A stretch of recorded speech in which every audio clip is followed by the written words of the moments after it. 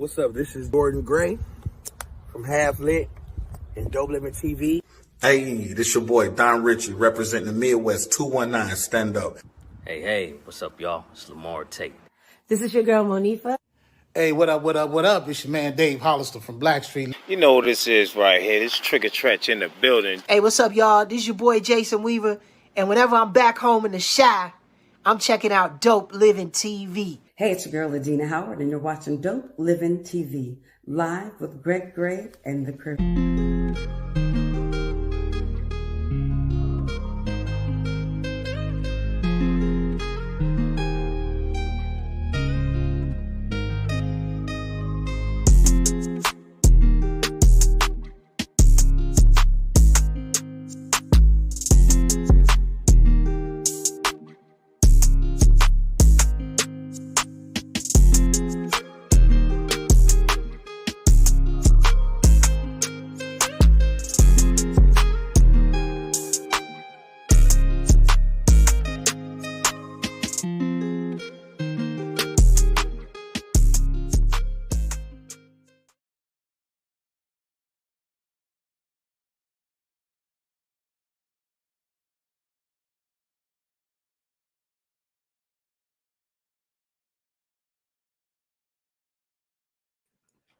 What's up? It's your boy Greg Gray. This is Dope Living TV Live.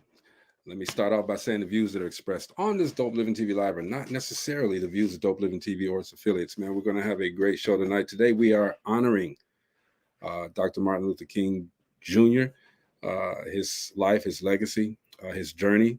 And we have someone that's going to come on today who really knows a lot about some everything, but he's a historian as well. He's an activist. He's a entrepreneur. He's a businessman. He does a lot of things. Okay, but I know him as a friend, and his name is Mr. Kenneth Allen. He'll be on shortly. All right, but before we start, let's bring the crew on. What up, dog? What's up, man? This is one for the records today. Yeah, no, it's time. You know, it's necessary, I think, to celebrate because without the struggle that he went through, we wouldn't be here. We would not be here. You know, so I'm happy to be able to do this. What's up, Mo? What's going on? Ain't that the truth? Man. What was that? So as we honor the life of Dr. Martin Luther King Jr., we want to reflect upon the reality of his mission and share with everybody out there the complexity of both the man and the civil rights movement that he started and went through and died for. Just a second here. I'm sorry. Let me get Marcy on real quick. Hey, everybody. Hey. What up? So again, so that we can, appropriately celebrate this day, the MLK Day. I want to bring on my man. He's as I said before, I'm sorry. He's an entrepreneur. He's a businessman. He's done a lot of things where he's at, as well as inspired a lot of people with the things that he does, as well as the things that he says. He's an activist. He fights for justice himself. All right, everybody, welcome Mr. Kenneth, businessman Allen, to the show. Hey, what's happening, how are Kenneth? you? Welcome. I love your middle name. Good evening. Happy MLK Day, everybody. Happy MLK Day to you. Special day. Most definitely. Coach James Bonds, life coach. Coach.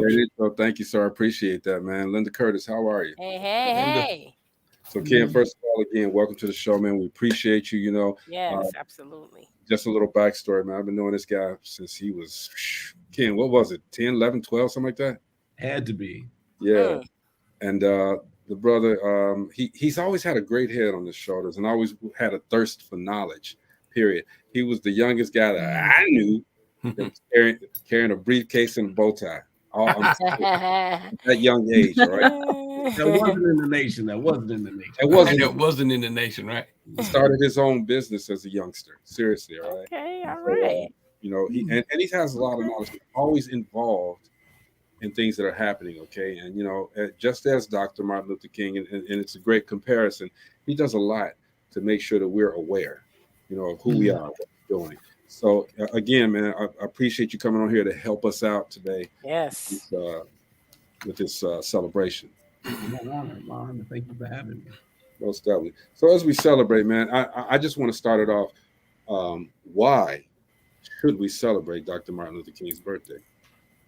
I think, again, thank you for having me. It's truly an honor to be here. I think before I even answer that question, we have to go back to how we got here. There were several attempts to make Reverend Dr. Martin Luther King Jr. a federal holiday. Most of those attempts failed.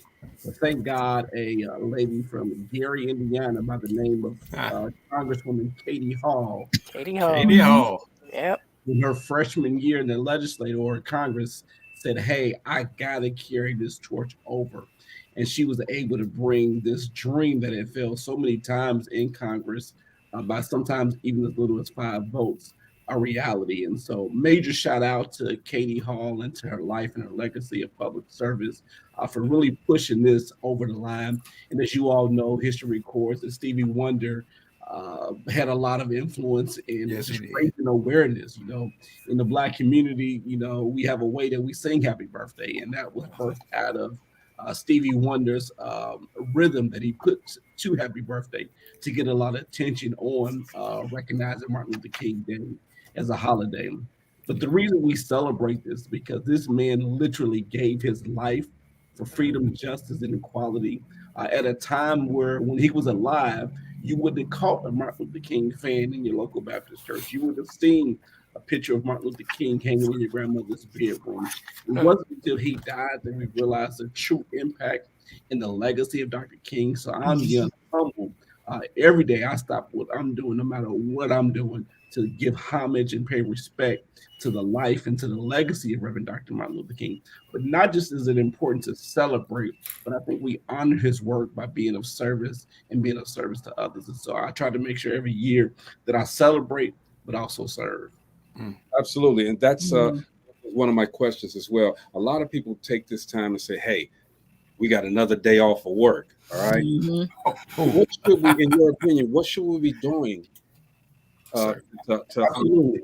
So I think, example is the best teacher. So I can tell you what I did today. So today, at one of the many celebrations happening where I live at Indianapolis, Indiana, we had the great activist Tamika Mallory. Tamika Mallory, as most know, she was one of the founders of the Women's March that marched shortly after President Trump was elected to the White House. And so she also started her own organization, Until Freedom, that raised awareness for George Floyd, as well as Breonna Taylor. And so what I did was I asked the organizer of the event, can I actually come there along with some of my Masonic brothers, and could we register people to vote? Too often we miss the mark on primaries as well as general elections, but not understanding how important local elections are. And this being a year that doesn't have a presidential election, a lot of people are not going to be paying attention to politics. But I always tell people politics is local. You can't do anything in life without politics. When you are in fact born here in the state of Indiana, where I reside, you are not officially born until the health commissioner signs off on your birth certificate and says, hey, this birth did happen. You're not officially deceased in the state of Indiana until the county coroner, which is usually an elected or appointed official, signs off on a death certificate. So what does that mean, Brother Allen? That means everything from birth to death is politics and or policy. And so I encourage folks that, you may not want to run for office. You may not want to get involved in politics, but you can't avoid it. So I think that it's important for people to be able to advocate for the things that are important to them. And so that's why I chose to use this day, not to just be off from work and just to celebrate the life, but actually be of service and get my brothers and sisters who are not registered to vote, who may have changed their address or moved since the election. Okay, that's great. That's a great answer for that. So, those of us that have been back there, that were back there, not just necessarily in 68, but just back there and grew up seeing some of the indifference, the prejudices that were against us. How do we translate that now to these privileged individuals, these privileged kids now? Millennials. They've read about it and what they heard about it, but they gloss over it. How do we drive the point home? Because I know you just spoke at at an event with the kids, and you know, maybe you can shine some light on how can we get to the youth with this great man, about this great man. I think to your point, that's one of the reasons why it's so critically important to celebrate, to pause and honor the life and legacy of Dr. King, because often what you find in programs, and I've been to, you know, dozens of MLK programs, even have spoke at a few here and there, is that we're retold the story about the life and the legacy and the work of Dr. King. Far too often what happens is they have removed our history, tainted our history in the school system. And so these generation of those that are coming after us don't know the story. They don't know how important civil rights is, how important all these things that the people before us did to get us to the point where we now don't have to sit at a white-only counter. Now we can go to any public park we want to go to. Now we can check into any hotel we want to. Now we can go to any university that we want to. And so I think it is important that we not only celebrate Black history during February, but we celebrate Black history every day, and that we're constantly telling those stories about how we came to where we are currently. Absolutely, man. That's great. Mo, you had a question. Yeah. So we're battling critical race theory here in Tennessee. And I think, you know, just what you just said, would you say that that is one of the things that's happening in the school systems where they're trying to back that out, you know, try to erase that, you know, part of our history? Absolutely. Brother Gray didn't tell you I have the privilege of serving on the Indianapolis Public School Board. I'm one of the commissioners. I was elected in 2020 and began serving in January 2021. We're the largest school district in the state of Indiana. And we haven't had a lot of that conversation happen in our district because our district is primarily people of color, children of color, 80%, as a matter of fact, 60 different countries represented within our district. However, the challenge we face as a district, oftentimes our students are reflected in the curriculum and or the classroom where the folks that are actually giving them instructions. Again, our student base is 80% children of color. However, our teaching base is a little bit above 20% of children of color. And so I think that it's important, one, no matter what type of school or no matter what city you're in, is that when students come to school, they see themselves reflected in the classroom. And what I mean by that is they have to see themselves reflected in the books that they're reading from. They have to see themselves reflected in the teaching and administrative staff. I'll tell you, Brother Gray, my chin really stood up when I was about 4th grade. I was reading my social studies book. I'll never forget it as long as I'm Black. I saw a young man in that social studies book with a Jerry curl. His name, I didn't know him at the time. I know him now. He's a mentor and a friend, but it was State Representative Vernon Smith. He was reading a book to some students in a classroom. When I saw somebody in a book that looked like me, that was in a classroom, I immediately wanted to engage in that particular lesson. Just think about the impact that has on our children when they don't see themselves reflected in the classroom and the curriculum. And they need examples, man. And I think that's a great initiative. And you're doing some great things, man, because I know that you still talk to people about, and you're very knowledgeable too. And I love that about, always have been, you know, and you just heard what he said when he was in the 3rd grade. He saw it and then he wanted to take action then. And I think he probably made his own bow tie back then. All right. You know? Jeannie, you had a question. Yeah. Well, one real quick question, because you said you're part of the school board. You make a lot of the decisions or are part of it. I know that they've moved those meetings from Gary to Indianapolis. Are you part of those meetings that make the decisions here? So I actually sit on the Indianapolis Public School Board, not the Gary School Board. Gotcha. I'm from Gary, born and raised in Gary, but I've been living in Indianapolis now the majority of my life, the last 22 years. So I sit on the Indianapolis Public School Board. Oh, so you got that when I left. Yeah. And did not. I mean, you also check his page when you get a chance. Yeah, I did. Lots of credentials there. And how are you feeling about what's happened to Selma with the devastation? I know it's affected me. How do you feel about that? Can you bring me up to speed? I'm not sure. Well, you know, the tornado that pretty much is touched down and destroyed Selma. I mean, it it's devastated Selma, and I know that's a lot of history there. Well, anytime we have those type of natural disasters or earthquake, my heart and prayers immediately go out to those that are most affected, and even those that have relatives that are affected. I haven't been closely paying attention to the news these last couple of days, but I definitely want to send thoughts. But I think once you move beyond thoughts and prayers, you have to go into action. And so for me, it's like, what is the need there? How can we help? How can we be of service to the individuals that are most affected, and probably in many cases lost, if not all, most of their belongings? And so I definitely plan to reach out to see if there's anything I can do in my capacity to help those that are affected immediately. Absolutely. There's a comment here from Coach James Bonds. He says, "Amen." I'm sorry, wrong one. I made a mistake. Anyway, he says the first thing white people say is I, them, did not own slaves. What do you feel about that? True. The comment is true, but what you have to do individually as a person that is not a person of color is understand the history and how you are benefiting from your ancestors and your people that came before you who did own slaves, and understand that you have a privilege and you have a because of that. And once you understand and put that privilege in perspective, even though you may not have taken part of it, it'll help you understand the struggle so that you have an appreciation and want to learn more and how you can be an ally and not just an excuse that you didn't participate. Yeah. Very good on that one. Very good. So take us back, Ken.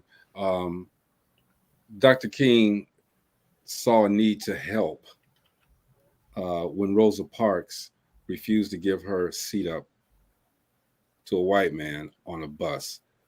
All right. Can you take us through that situation, the Montgomery bus boycott? Well, in full disclosure, I was not there. Oh, I know you weren't. I'm just saying. Nobody on this board was there. Well, but based on what I've read and what I've heard, I've had an opportunity to have conversations with the late great John Lewis, as well as Ambassador Andrew Young, and just some awesome men.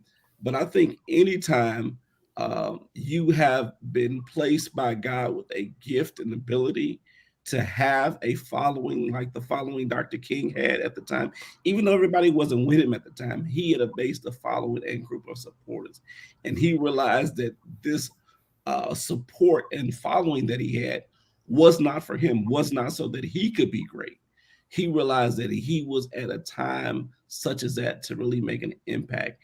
And he used everything he had, his money, his resources, his blood, his sweat, his tears, and ultimately his life for the struggle. I think that's something when we think about the life and legacy of Dr. King, that he was willing to sacrifice it all, not for himself, but to see that his people and the people around him and the people that he knew and loved would have that freedom, justice, and equality that we still long for today. Absolutely, absolutely. Marcella, you had a question? Marcella. Who do you think are some of the top leaders now that are following in the footsteps of Martin Luther King? And do you think some of our leaders are afraid because of what happened to a lot of our top leaders in the past? And what they had to go through? Yeah, I'll take the last part of that question first. I do think, that individuals are often afraid to step out and step to the microphone because what they've seen, particularly in this area of the digital age and the media, my good friend, Brother Nuri Muhammad, says that media sometimes can be the most effective devil in America. It's an acronym, MEDIA. And so I think sometimes our young people and even our older adults are afraid because of the exposure that you'll get by being on the front lines. However, I do think there's some folks that said, I have to do this. If I don't do this, I don't want to be on Judgment Day trying to answer to God, to the creator of the universe. Why didn't I utilize the gifts, talent, skills, and abilities that he gave me? And so when you think about people who are now on the front lines, I think about Tamika Mallory, who, again, I mentioned in the introduction, who was one of the founders of the Women's March, who also currently leads Until Freedom. Had Tamika Mallory not taken up the task to move to Louisville for 4 months, we wouldn't know about a Breonna Taylor, point blank. If Tamika Mallory and folks like Attorney Ben Crump didn't raise the awareness of the video of George Floyd, George Floyd's family would not receive the single most expensive settlement in the history of the United States of America. When we think about the Al Sharptons who are on the front line every day, still fighting the good fight to make sure that justice reigns. When I think about Brother Trey down in Texas, who's also a part of Until Freedom, fighting every day. There's so many names that I can mention, far greater son of the late, great Khalid Muhammad, who's still fighting the good fight. There are so many folks that have stepped up because they realize this work is not an individual, it's a collective. And if we don't do this work, we understand that we'll have to answer to the Creator that He gave us these skills and abilities and we didn't do anything with them. And I don't want to say, I don't know why I didn't use them when I get to the Master. And see, that again is a testament to the things that the Reverend Dr. Martin Luther King Jr. did, because he gave us the opportunity to really hone the gifts that we have. You know, before we wouldn't have had an opportunity to even speak. And this platform is indicative of the fact that, hey, we have arrived. But in your estimation, how much more work is there to be done? It's a heavy question.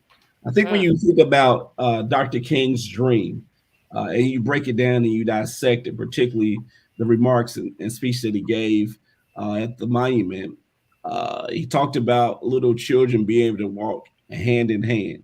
A check mark there. But when we talk about really having freedom and equality, there's so much more work that we have to do to even get caught up to where we need to be. And so I thank God for the people that are still fighting the fight. I do think that we have more folks that are needed to be at the table. To the point that you made, the generation coming after me, it worries me because they're eating and feeding off a table they didn't prepare them. So therefore, they don't understand that we need them to be a part of the fight. Many people talk about Dr. King. Yes, he's 94 years old as of yesterday. But when he was engaged in the movement, he was under 30. Right. Yeah. Malcolm X engaged in the movement, he was under 40. And so many young people have been transformational as a part of the process. And I think the more we can educate our young people and the next generation that they are really the movers and shakers, and not only do we have to tell them, we also have to be willing to pass the torch to them. Only in the Black community, and I'll say this, and I'll probably get some comments there.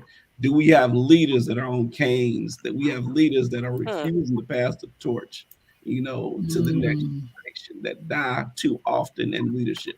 When you look at our other cultures and communities, you don't see old leadership typically. They are willing to make succession plans to make sure that generation changes leadership and gets fresh eyes. That's crazy, ain't it, man? Look, Coach James Bond says history shows that St. Louis ran MLK out of town themselves. Yes. Yeah. So blacks ran them out of town states. Stating that the whites here treat us well, and you, MLK, are making them mad. So how do we continue to heal each other? Yeah. That's a daily thing. I think that it's also a reality that we have to heal each other. There was so much done to us between the Middle Passage and even slavery itself to tear us apart individually as a culture and as a people, that we still unfortunately suffer from the residue today. And so it's something that we have to practice and do daily. I think the way my brother Nuri Muhammad puts it, he says, when you look at the word brother, the base word of brother is other, meaning your other self. So if Brother Gray is my brother, that means that his children are my niece and my nephew. If I look at Gina, that means she's my sister. So that means that her children are my niece and nephew. And when we begin to look at each other as brother and sister, we realize that it's a problem and that we have to work on it collectively and together to move forward. Man, very well put. Very well put. Before we get to your question, Mo, I want to play this excerpt from It's a short excerpt from the Detroit Freedom March with Dr. Martin Luther King. This is Dope Living TV. We'll be right back.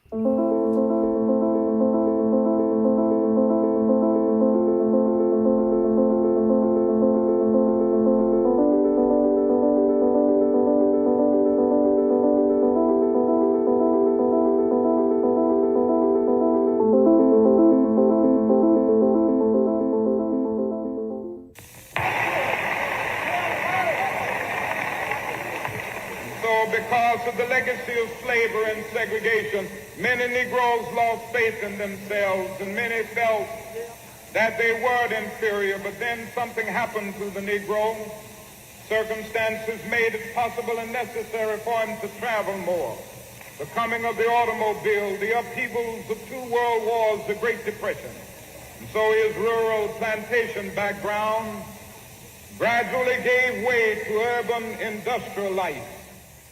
Segregation is wrong because it is nothing but a new form of slavery covered up with certain niceties of complexity.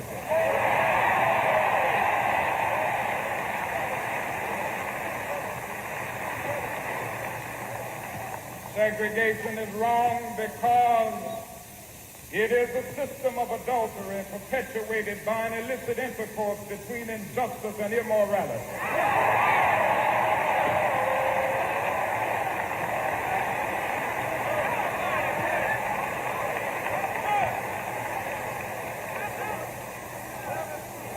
And in Birmingham, Alabama, and all over the South and all over the nation, we are simply saying that we will no longer sell our birthright of freedom for the mess of segregated poverty.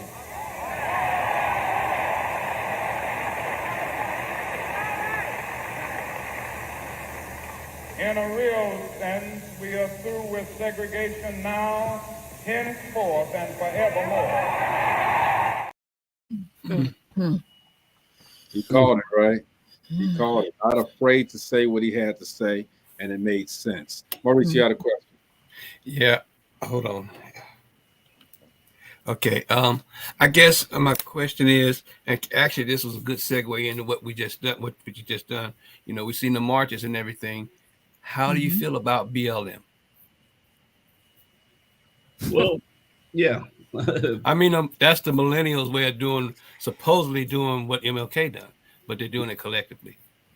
So, my godfather, he was a auxiliary police officer in Gary, Indiana, for many years. And one of the things that always fascinated me about him is when he came home from working a job or working his shift, he had this belt. They call it, I think, a utility belt. That they keep their gun, their handcuffs, their mace, their keys, all the tools that they have and need as a police officer. I often think about that when I think about all of the organizations that are part of the struggle.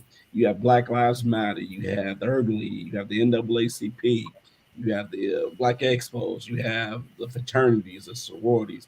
And in my personal opinion, I think that those are all tools. They all have different angles and different responsibilities, but collectively, they're strong. I think about the times growing up in Gary, Indiana, Brother Gray. Often when a snowflake fell from the sky, it was insignificant and meaningless. However, when multiple snowflakes fell from the ground, they not only had the power to shut down streets, they would shut down, in some cases, shut down states. That's what I think about when I think about organizations like Black Lives Matter. When they come together collectively, unified, because we're not as divided as we are disconnected. When they come together on one chord, the Honorable it's effective. Greats of our time said the unity of Black people is more powerful than an atomic bomb. Let me drop that one more time for you. The unity of Black people is more powerful than an atomic bomb. So when we come together on one accord, we have the ability, just like those snowflakes, to shut down states, to shut down cities, to shut down streets. Yeah. So how do we get people to understand that? Okay, you know, because we preach that all the time. You know, if we come together, we're strong. We're like a mighty fist. All right, but there's some people that don't get it.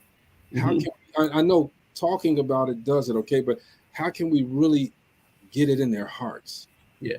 It starts with a couple of things. One, I will go to money because that's something that folks don't like to talk about. oftentimes people complain, to his point, where did all the money go with Black Lives Matter? And I asked a brother to ask me that one time. I said, did you give a donation? No, I ain't give a donation. Well, shut up. The NAACP ain't doing nothing. Are you a member? Right. And I say that as a lifetime member of NAACP. I think oftentimes we don't understand how powerful our dollar is. If we collectively, I think our buying power is in excess of $1 trillion. Think about it. All of us decided to put 1 cent in a black bank.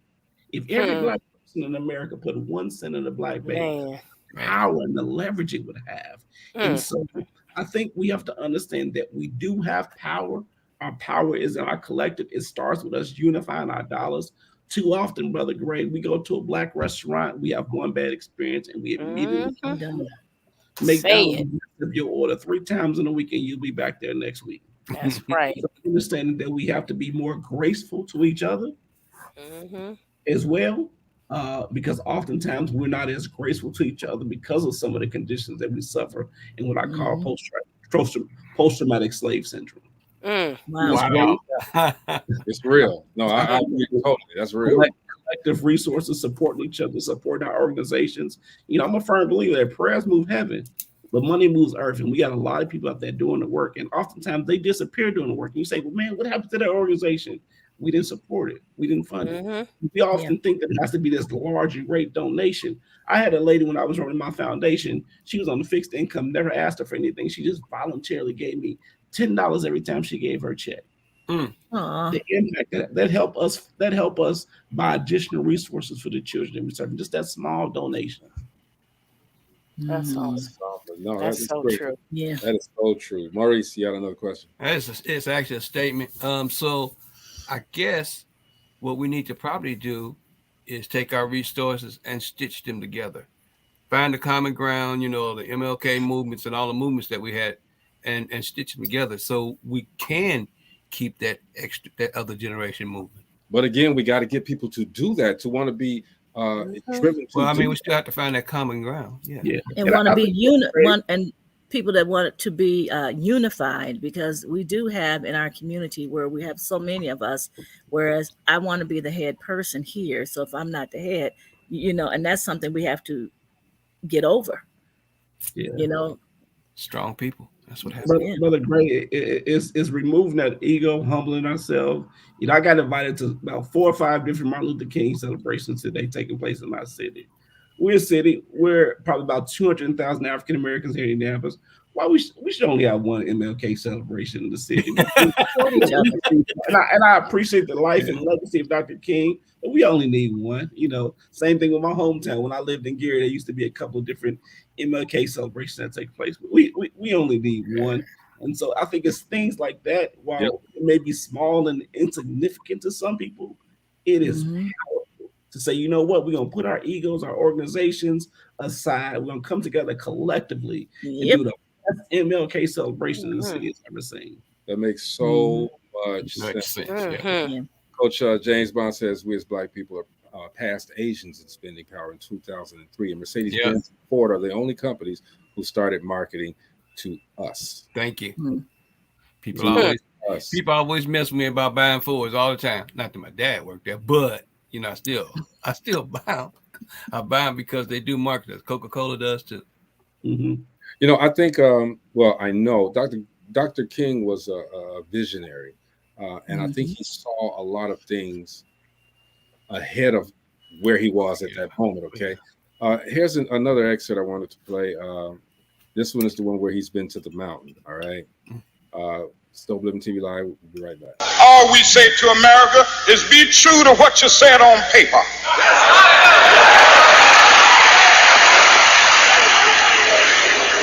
If I lived in China or even Russia or any totalitarian country, maybe I could understand some of these illegal injunctions. Maybe I could understand the denial of certain basic First Amendment privileges because they haven't committed themselves to that over there. But somewhere I read of the freedom of assembly. Somewhere I read of the freedom of speech. Somewhere I read of the freedom of press. Somewhere I read that the greatness of America is the right to protest far right.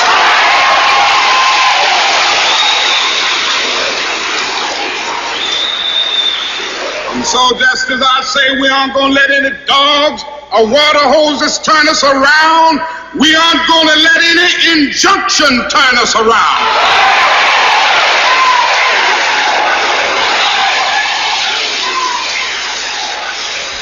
Well, I don't know what will happen now. We've got some difficult days ahead.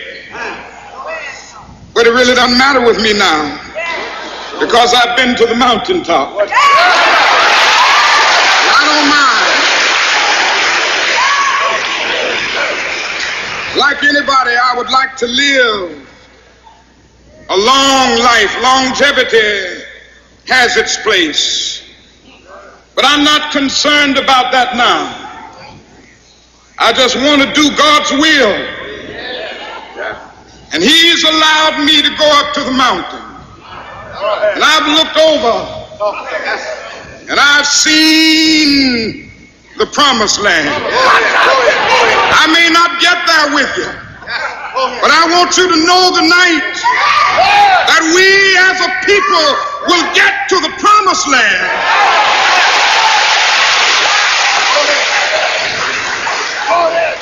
So I'm happy tonight. I'm not worried about anything. I'm not fearing any man. Mine eyes have seen the glory of the coming of the Lord.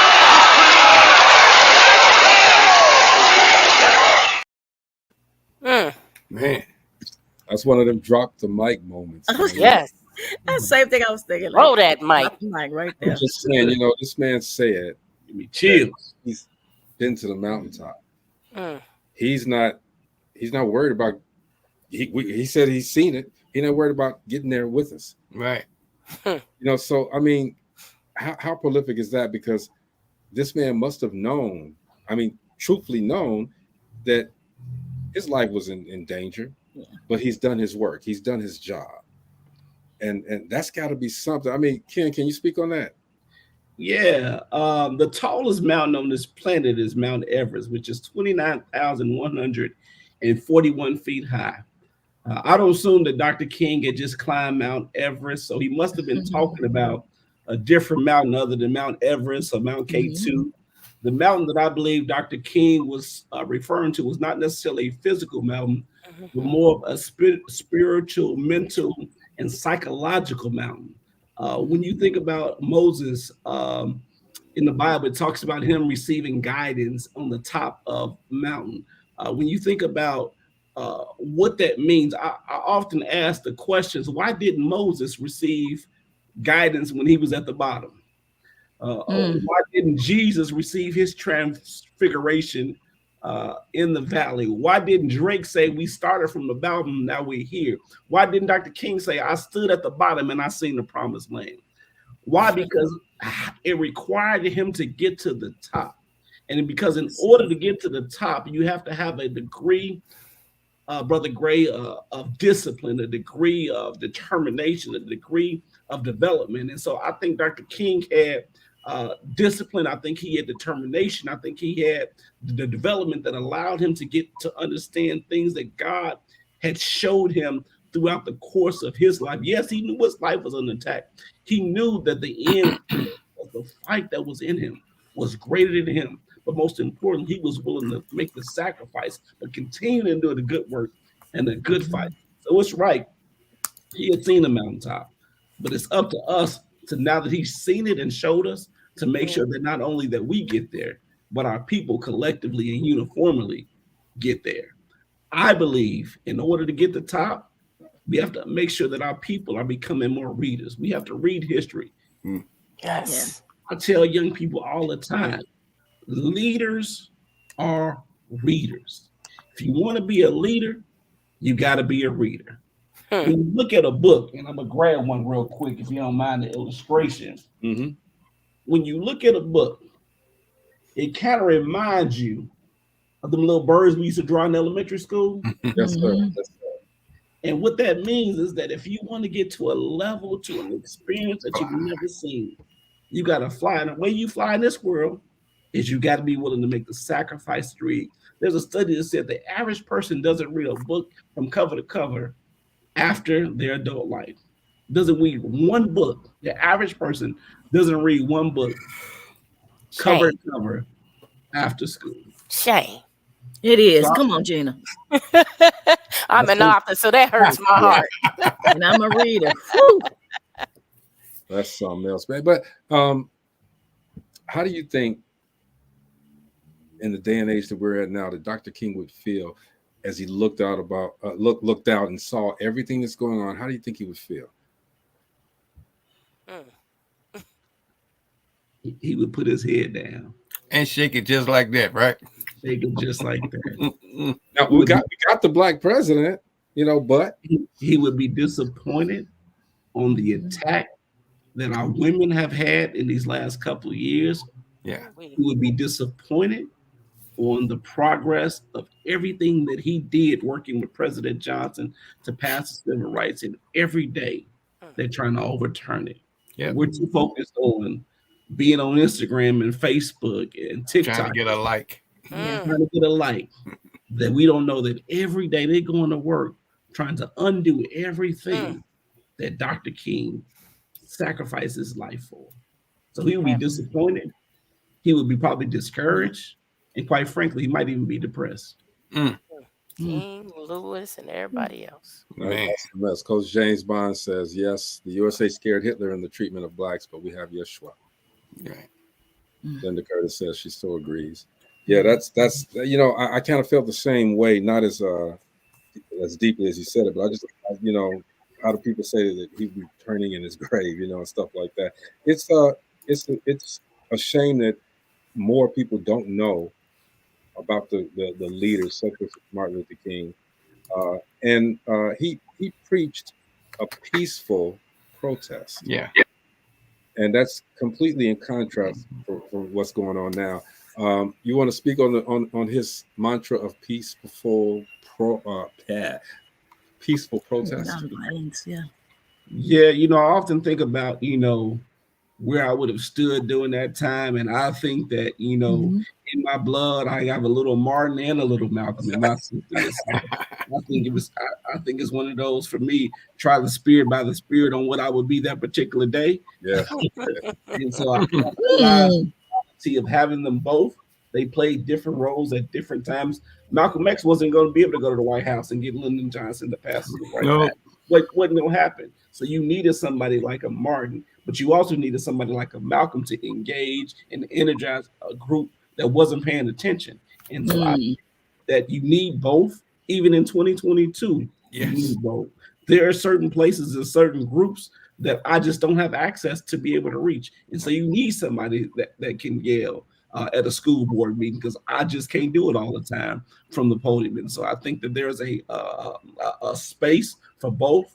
I think oftentimes historically they put them against each other when they were actually doing their part, their role for the time period in which they lived. Yeah. Ella Taylor says, when you're on the ground serving, you don't have time for social media. Yeah. True. Marcy, it's your turn. Okay, let's just take a quick break to redirect, regroup, and refocus with life coach Jeff Relaford.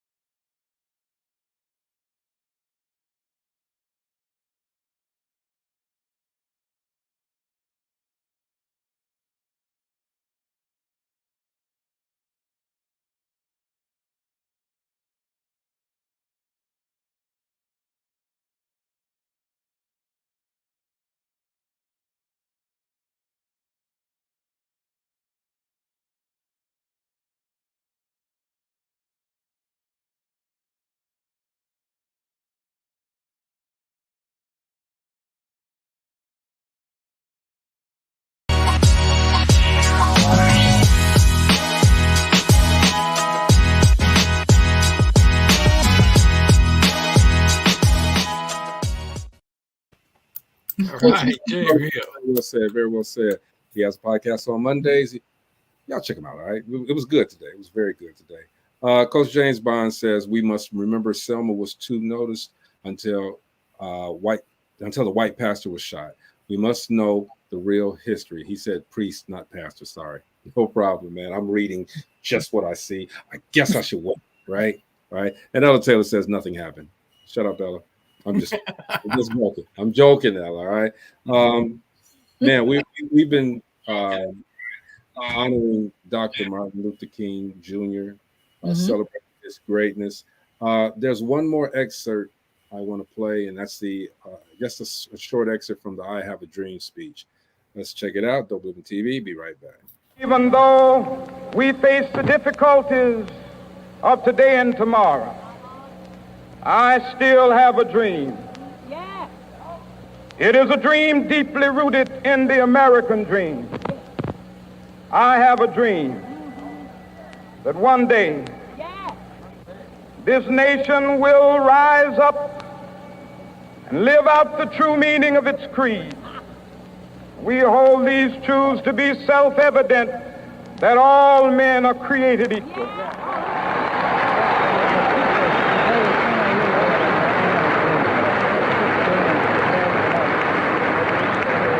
have a dream that one day on the red hills of Georgia, the sons of former slaves and the sons of former slave owners will be able to sit down together at the table of brotherhood. I have a dream.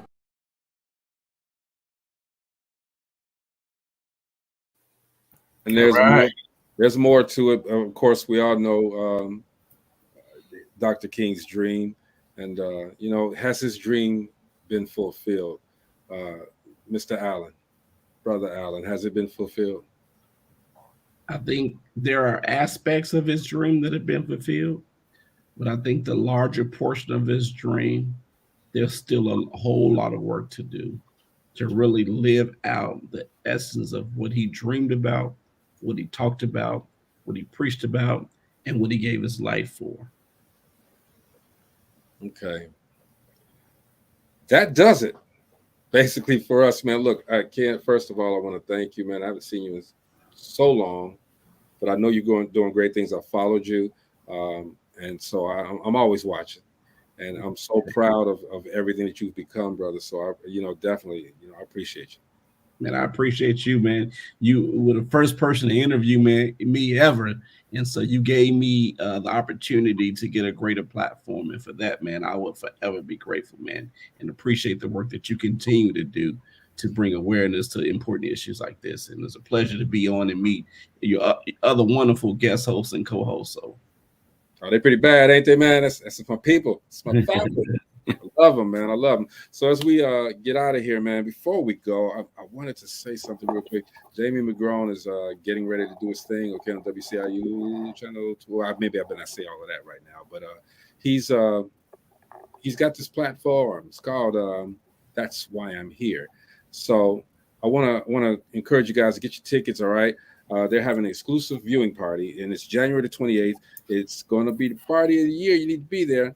Now he'll be showing 3 episodes before its television debut, and there'll be food, entertainment, performances. But most importantly, it's going to be a historic event for all that are in attendance. So let's get behind it. Let's support them. All right, and I'll be there, so y'all can come and meet me and greet me. All right. Remember, January the 28th. Put there, support. As we leave, man, we go around the room, Ken, and we give some words of wisdom, some knowledge. This is a great day today, all right? And I wanted to start with you.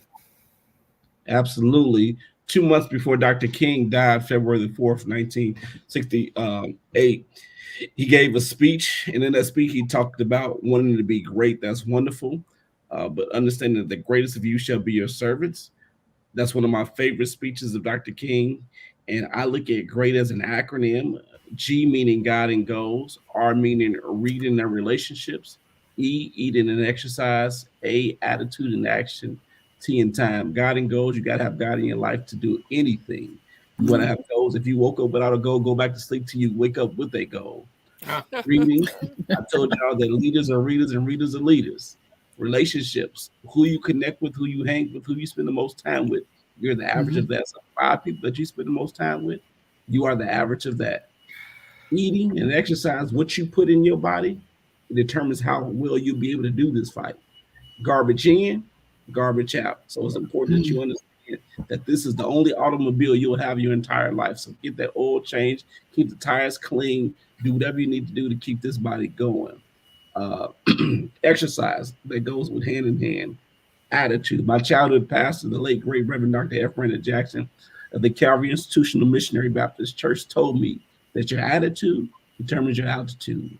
How you feel, how you think determines how far you'll go. And lastly, your time.